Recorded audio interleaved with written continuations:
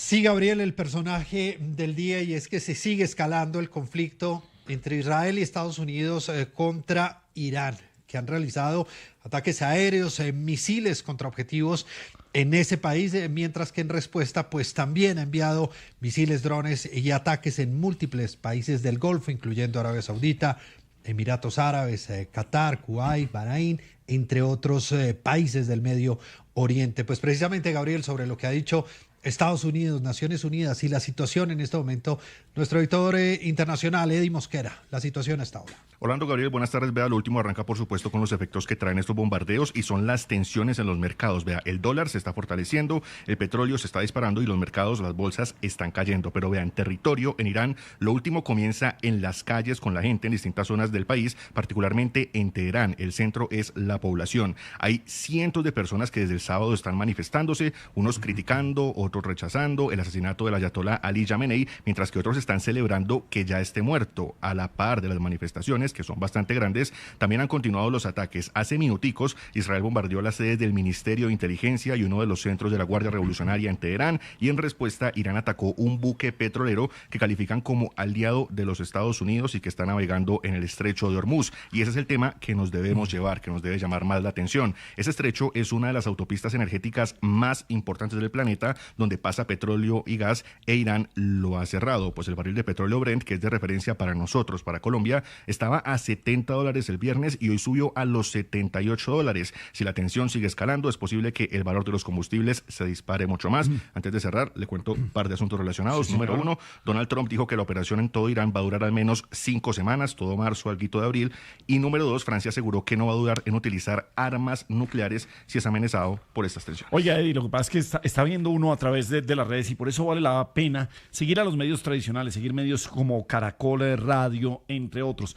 ¿Qué cantidad de desinformación, qué cantidad de videos creados por inteligencia artificial, qué cantidad de gente diciendo que han bombardeado grandes edificios, grandes monumentos y no son realidades? Ahora, es muy difícil congregar toda la información porque es que fue un ataque de bombardeos a muchos países. Entonces es difícil encontrar en dónde están los muertos. Si cayó un misil sobre un colegio, no cayó. ¿En qué estamos? ¿Cómo podemos resumir cuáles son los daños hasta este momento? Vea que curiosamente los daños, por lo menos dentro de Irán, no se comentan tanto porque como murió el ayatolá, declararon 40 días de luto. Entonces lo que son oficinas centrales oficiales no están recopilando los datos. Los únicos que están activos son los de emergencia, que son directamente los de defensa, que son los que siguen atacando, los que están atacando en el estrecho de Hormuz y los que están apuntando hacia distintas centrales militares que tiene Estados Unidos en Oriente Medio. Pero como tal, cifras oficialmente dentro de Irán no tenemos. Ahora, por fuera sí tenemos algunas. Por ejemplo, Hezbollah atacó partes de Israel. Israel respondió atacando puntos de Hezbollah en el Líbano y allí van solamente 52 muertos. La inmensidad de cifra que podemos imaginar dentro de Irán, pues la veremos en las próximas semanas. Bueno, Orlando Villar.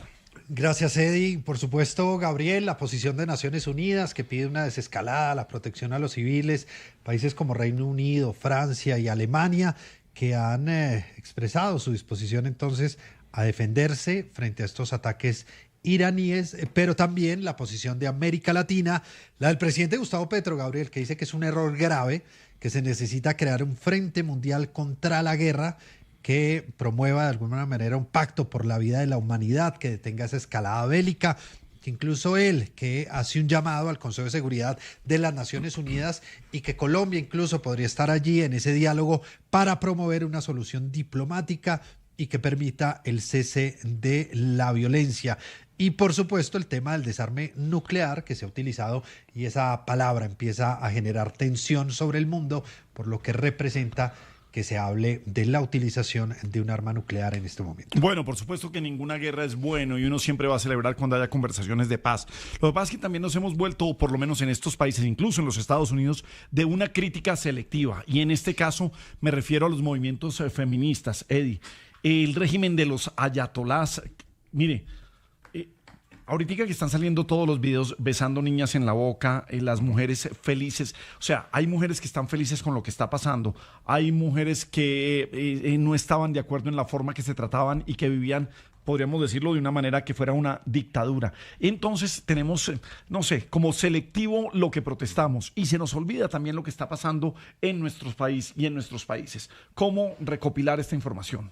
Pues vea que es curiosamente esa división que hay al interior de Irán, que es lo que llama mucho la atención, es justamente lo que veíamos en los videos ahorita con la gente. Hay grupos de gente que está celebrando totalmente que hayan matado al Ayatollah Ali Khamenei, que llevaba dirigiendo desde el 89, 37 años en el poder, pero hay otros que dicen que efectivamente pues están acabando con el país, que es violar las leyes internacionales. Por supuesto, en el centro siempre está la ciudadanía y justamente allí en Medio Oriente las mujeres particularmente. Allá tienen una legislación que es la del hijab, y es quienes no cumplan esa ley de cubrimiento totalmente del cuerpo de la mujer, se someten a violencia física, golpes, patadas, bofetadas, incluso las mandan a prisión y les ponen multas. Entonces hay una división total de que hay personas que dicen que efectivamente a nivel político está mal, pero a nivel civil está bien. Ahora, falta ver, esto es una república islámica, Sí. falta que pasen estos 40 días, que se reúna un consejo que puede definir al próximo ayatolá, falta ver quién llega, si es peor, si resulta siendo mejor o si se termina desmontando como tal ese régimen. Orlando, volvamos al país. Por supuesto que uno tiene que rechazar cualquier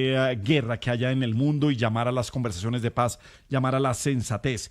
Pero estamos otra vez fijándonos en Medio Oriente. Cuando tuvimos desde un dron 14 militares heridos, cuando tuvieron que cancelar hoy una visita que iban a hacer a Hidroituango, gobernador de Antioquia, alcalde de Medellín y periodistas, porque había amenazas de un dron. Se nos olvida mirar para adentro, Villar.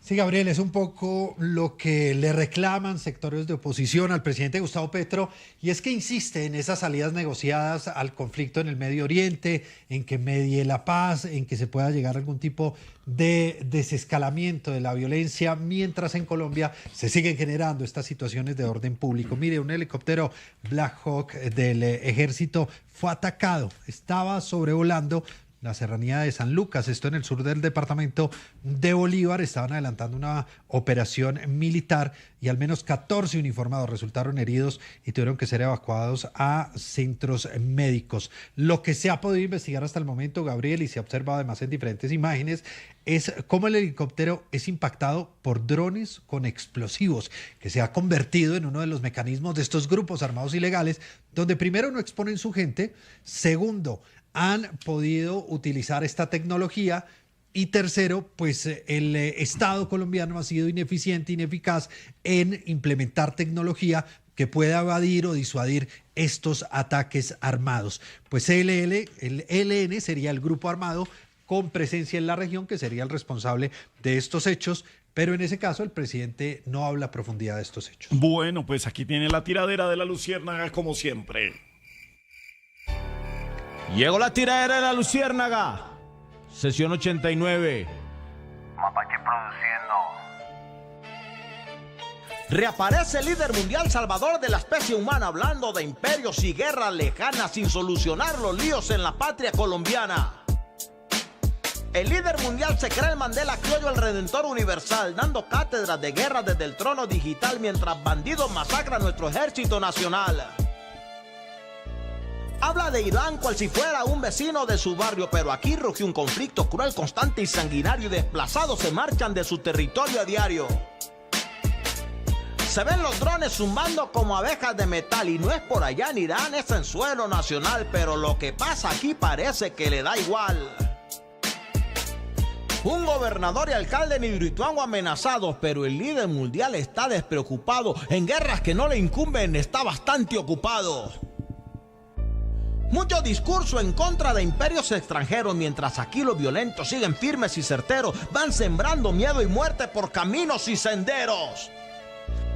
¿Dónde están sus copartidarios que protestaban con prisa? Feministas y demás están oyendo misa. Su coherencia hizo maletas y salió a viajar sin visa.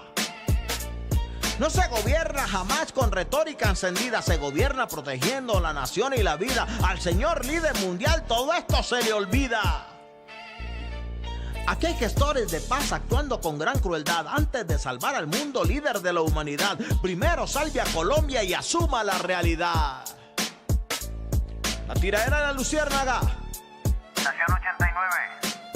Ya tú sabes. Ya.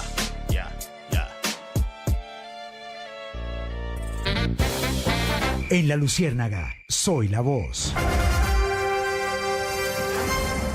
La situación en materia de derechos humanos en Irán es dramática. La represión se ha vivido por décadas en este país y particularmente ciertos grupos la han sufrido de una forma más intensa. Las mujeres y las niñas, la oposición y los periodistas. Frente a las mujeres, distintas estrategias ha usado el régimen para acallarlas, para reducirlas a ciudadanas de segunda categoría. El Plan NUR, que implementa con una policía moral que las vigila e incluso usa brutalmente la fuerza contra ellas cuando no cumplen con lo que ellos creen que es correcto. Por ejemplo, usar el velo.